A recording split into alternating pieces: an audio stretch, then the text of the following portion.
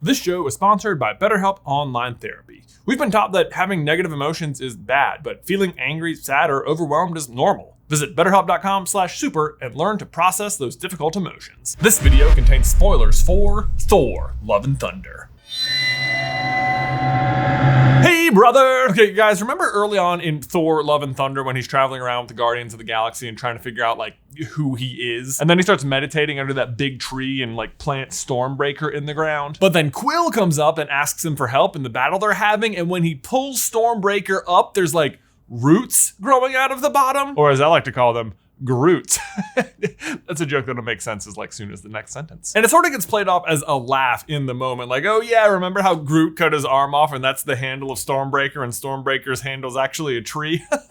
But it started growing roots. Roots, you guys. And it's it is a part of Groot. So if he had left it planted in the ground long enough, could Stormbreaker grow into another Groot?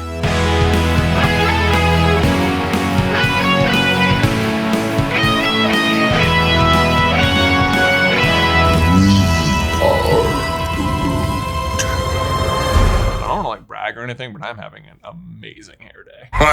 Yeah, you're right. Okay, let's talk about Groot's journey through the MCU thus far, because he's kind of a unique character in several different ways. Groot is what is known as a flora colossus, and his species is native to the planet X, or in other words, entirely created by someone who writes comic books. It kind of feels like they forgot to fill in this little part on his little data sheet here, but whatever. But as I'm sure you have gathered, they are a humanoid sentient tree species. And when we first meet Groot, he is a fully grown member of his species and arguably at the most powerful we've ever seen him. Fully grown in Guardians 1 is when he absolutely has access to the most number of his insane list of powers, including extending basically any appendage to an unknown length, growing vines out of anywhere on his body, almost any form of body manipulation. I mean, he literally turns himself into a ball at one point. Not to mention he's insanely strong, durable, and can grow any number of leaves, flowers, and bioluminescent spores from himself at any given moment. Honestly, kind of OP if you ask me. It's probably a good thing they reset him down to a baby for the second one, because I'm not even sure he needs the rest of the Guardians. Also that gave us a baby Groot, which is the most adorable thing ever, so yay. Interestingly though, Baby Groot is actually not the same character we saw in the first Guardians movie. According to Guardians director James Gunn, he's more like a son of adult Groot from Guardians 1 and has no memories of anything that adult Groot ever did. Which is kind of crazy because it means adult Groot's death is one of the more permanent deaths we've ever seen in the MCU. And honestly, I'm starting to think staying dead is one of the more impressive things you can do in this universe, because everyone else just keeps coming back. I mean, heck, even Groot's reborn son, teenage Groot, dies at the hands of the Snap, only to come right on back. Well, I mean, I guess not right back, 5 years passed, but you know what I mean. Point is, I think adult Groot deserves a moment of silence. And it's over. Because honestly, that's about how long they let the idea of Groot actually being dead take root in your brain. Is there did there? Guys, let me tell you something you may have heard from me before. Bespoke Post partners with small businesses and emerging brands to bring you the most unique goods every month. But one thing I have not talked enough about recently: tacos. That's right, if you're whipping up tacos this summer, you need to check out that HO box from Bespoke Post. A beautiful mortar and pestle, a stainless taco holder, a DIY hot sauce kit. I mean, come on. And I'm so excited Bespoke Post is today's sponsor because one of their boxes, the Rooted box, goes so perfectly with today's video. Rooted is a box that features a low maintenance plant. Yes, a plant comes in the mail to you, along with its very own perfectly fitted, handsome vessel. Sadly, it doesn't come with its own hammer, but you can still plant one in there if you wanted to. I mean, I certainly tried. But seriously, I cannot tell you how this box literally transformed the landscape of our office. We used to have 0 plants in the office, and now we have an entire wall of plants, all inspired by the one plant we got from Bespoke Post, which we have lovingly named Riles Jr., who has its own Instagram page, by the way. Go follow. But if you don't like plants, don't worry. Bespoke Post has all kinds of boxes of awesome to fit any lifestyle. Like, you could also grab this fancy UV sanitizing kit in the Cleanse box, or this hemp-infused self-care kit in the Melt box. They really have something for everyone. Plus, they release new boxes every month. It's free to sign up, and you can skip or cancel anytime. And for our viewers, you can get 20% off your first box when you go to boxofawesome.com and enter the promo code SUPER at checkout. That's boxofawesome.com, promo code SUPER at checkout for 20% off. One more time, boxofawesome.com, promo code SUPER. Link is in the description down below. Adult Groot dies, of course, after forming a protective shield around the rest of the Guardians as they are crashing onto Xandar, and saves all of their lives in the process. They then quickly defeat Ronan with the dance-off to save the galaxy, and then almost immediately we see Rocket gather up one of the sticks from Groot, planted in a pot, and is just yawning right back to life as baby Groot. So adorable. That Groot, of course, eventually grows up into Teen Groot, who is a pain in the acorns, if you know what I mean. Actually, I'm not even sure if I know what I mean. Sorry if that was vulgar. But eventually he comes around and sacrifices his own arm to form the handle of Stormbreaker. Of course, I say sacrifice. He can grow his arms back like that, so whatever. But actually, yeah, as far as I was concerned, he just grew his arm back and that was sort of it. End of story. But then in Love and Thunder, we see Thor plant the axe in the ground, and when he pulls it up, there's roots.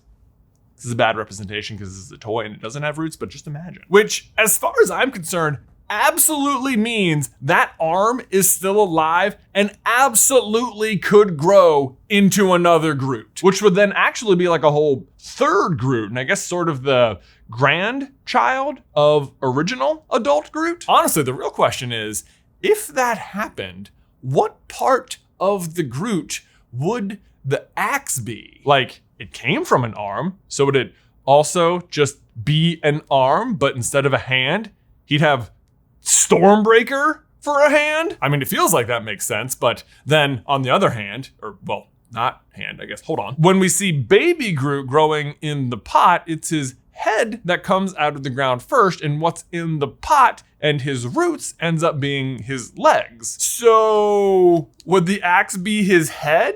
And if so, which would be the face? Like the flat side or the sharp side? Personally, I'm on team sharp side is his face. Like, this is his nose, more or less. Like, do you see it? You get it? I mean, I guess this side he'd have like more room for facial features, but look, this screams nose. Actually though, this is something to consider. It is possible that unbeknownst to us, the handle has already started becoming another Groot. In fact, one of the running gags in Love and Thunder is that Thor is really jealous of the relationship between Jane and Mjolnir, and as a result, Stormbreaker starts misbehaving and acting the part of the jaded lover. What? It's true. Stormbreaker's feelings are actually so genuinely hurt that they cannot rely on the axe to bifrost them around the galaxy like Thor normally would. Instead, they have to hook Stormbreaker up to their goat boat and I guess take the scenic route where presumably they found lots of really delicious tasting honey, probably, right? But that's the thing. It has feelings. We even see Stormbreaker move on its own accord at one point, just like lurking up on Thor like, yo, hey, I'm still here, bro. Yeah, I see you, okay? I'm not ignoring you, I'm filming a thing. It's about you. Thor even addresses Stormbreaker as if it's a living being and is constantly having to reassure it that, yeah, we're still good. Now, to be fair, we do also see Thor talk to Mjolnir in the same way, but Mjolnir never acts the way Stormbreaker does. I mean, at one point when Thor's talking to Mjolnir, he does accidentally enchant it to protect Jane, which is how she's able to lift the hammer later on. Accidentally.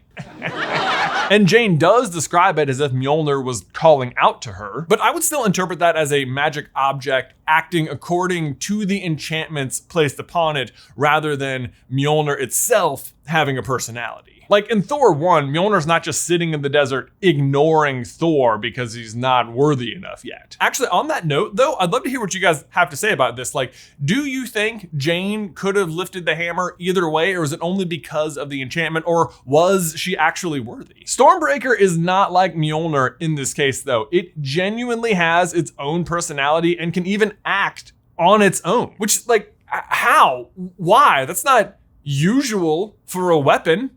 is it? Answer, no, it's not normal. The reason it's able to do that is because it is a living, intelligent Groot that if Thor plants in the ground is gonna grow into a pretty deadly tree with an axe for a nose. That can also travel anywhere in the galaxy at will and has the powers of Thor. What do you think it would go by if that happened? Like Storm? Groot Breaker? Oh, Groot Breaker, that's way better. I am Thor. Except, of course, he couldn't talk at all because his mouth would be an axe, which means that somehow they would have found a way to make Groot's vocabulary even smaller. Although I'd like to think that if that was the case, they'd still pay Vin Diesel to come into the recording booth and just stand there and say nothing. Which, by the way, I looked this up making this video. Did you know Vin Diesel has made $54 million voicing Groot? Jeez! Anyway, let's get back on track because I know what you're thinking. Jay, Stormbreaker's handle isn't the only remnant of Groot out there. Wasn't there an entire circle of his remains on the surface of Xandar after they crash landed there? Does that mean there's like a whole forest of Groots growing outside of the city? And honestly, yes, I think that is almost definitely the case. I mean, heck, earlier this year, my kids have this sensory bin made out of beans and I just spilled some into the dirt next to my sidewalk. And like a week later, I had bean sprouts. And these aren't exactly beans we're talking about, guys. They are sentient trees capable of growing out of a single twig. And just like, look how many twigs of original Groot are on the ground here. Like there is just no way that at least a single, if not many more of these didn't take Groot. See what I did there? Honestly, I've been pining to make that joke the whole video. No, sorry, I'll leave it alone. I'll start branching out. But so does that mean there are more of Groot's race down on Xandar? Sadly, I actually don't think so. I think that started to be the case, but Thanos. It's always but Thanos. We only get a short line about it, but Xandar is where the Guardians left the Power Stone at the end of Guardians, and it stays there all the way up until Ragnarok. But once Asgard falls, Thanos quickly invades Nidavellir and forces them to make the Infinity Gauntlet for them. And once he has that on hand, he heads straight to Xandar where he immediately wipes them out and claims the Power Stone. So even if there were Groots down there, they probably just all got wiped out again. Or I guess since it is Thanos, maybe he only would have killed half of them. But even then, the remaining half would have gotten snapped out of existence later in the movie when he finally completes the Infinity Gauntlet. So 25% survivor rate. Although actually, if we're being real, even if he wiped out 100% of them the first time when he invaded Xandar, they'd all just start growing back again. Wouldn't they? So then is it possible that at this point Xandar is like mostly populated by Groots?